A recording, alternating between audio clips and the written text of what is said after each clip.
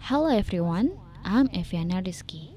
In this video, I will explain how to teach students about the Cartesian coordinate and quadrants. The teaching aid we need is a geoboard set, which consists of a board, rubber bands, and pins. For the topic of quadrants on the Cartesian coordinate, we will first create the x-axis and the y-axis using rubber bands. We can ask the student to place the rubber bands like this.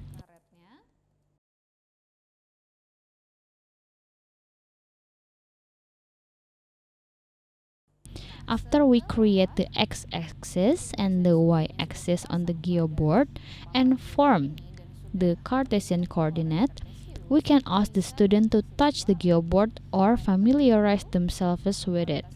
They can begin touching it from the right, then up, then left, then down, and return to the starting point.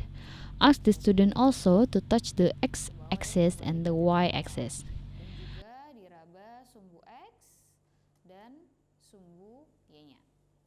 Then the teacher can explain that a quadrant is a section of the Cartesian coordinate, a set of points between the x-axis and the y-axis. The Cartesian coordinate is divided into several quadrants. At this point, we can ask the student to touch it. With the x-axis and the y-axis as borders, there are 4 quadrants.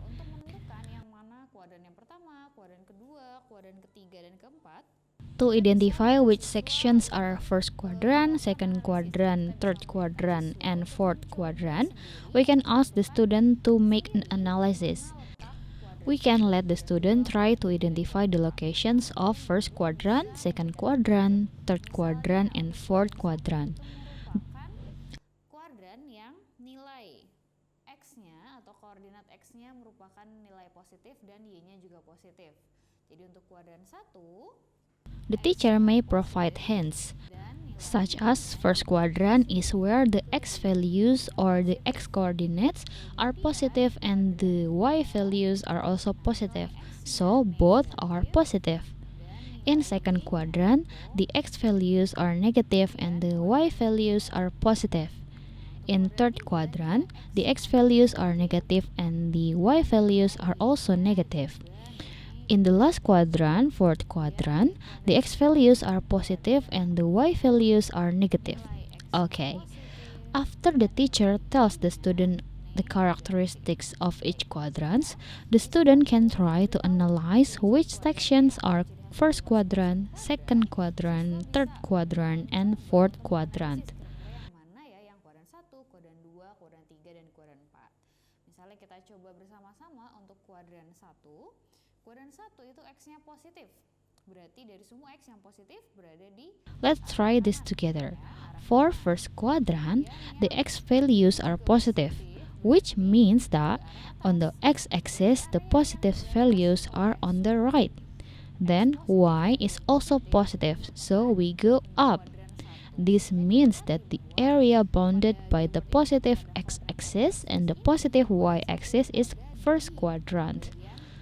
So we discover that on the geoboard or on the Cartesian coordinates, first quadrant lies in the upper right section.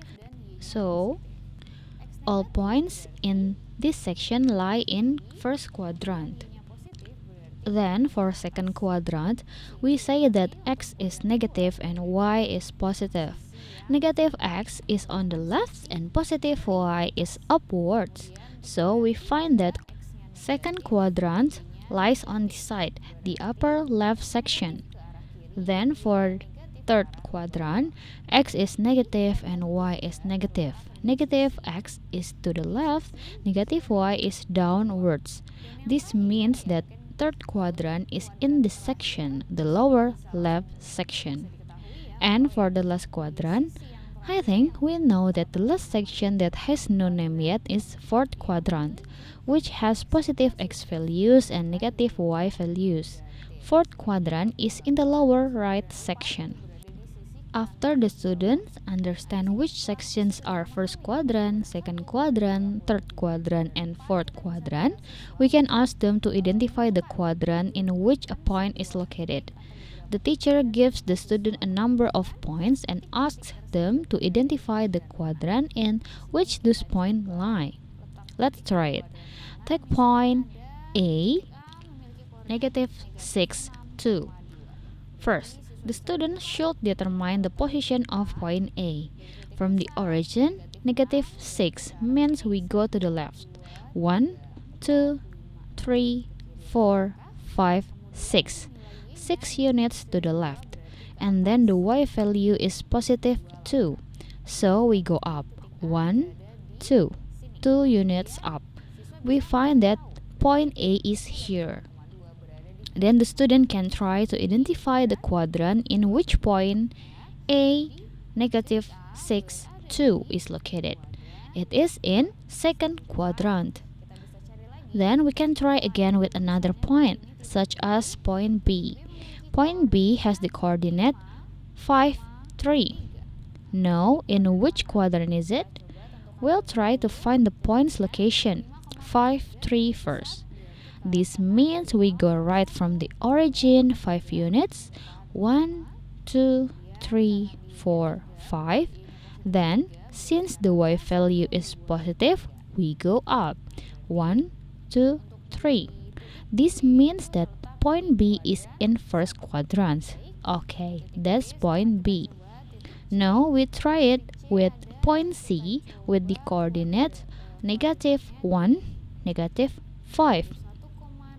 From the origin, -1 means the x value is negative and the y value is also negative, which is -5. This means we go left 1 unit and then we go down 5 units. 1, 2, 3, 4, 5. So, point C is here in third quadrant. Lastly, let's try point D at 3, -4.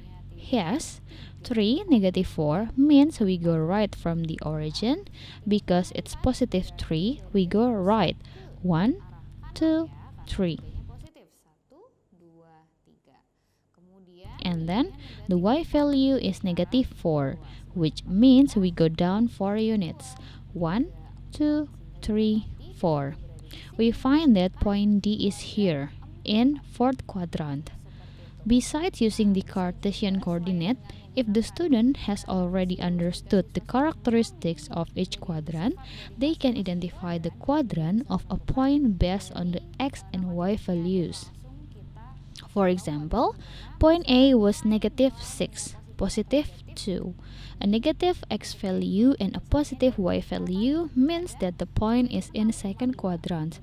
This is matches our previous answer. Point A is in second quadrant. Positif berarti di kuadran 2. Jadi cocok ya. Titik A berada di kuadran 2. Berarti titik A. Kemudian titik B. Then point B, 5, 3. The x value is positive 5 and the y value is positive 3. This means both values are positive. This means that point B lies in first quadrant. This matches our previous answer. For point C, -1, -5, we know that both values are negative, which means the point should lie in third quadrant. That's point C. The last one, point D, 3, -4. The x value is positive and the y value is negative. So it lies in fourth quadrant. Like so. If the student understands this, they can easily determine the position of a point, whether it is in first quadrant, second quadrant, third quadrant, and fourth quadrant. That's all from me. Thank you.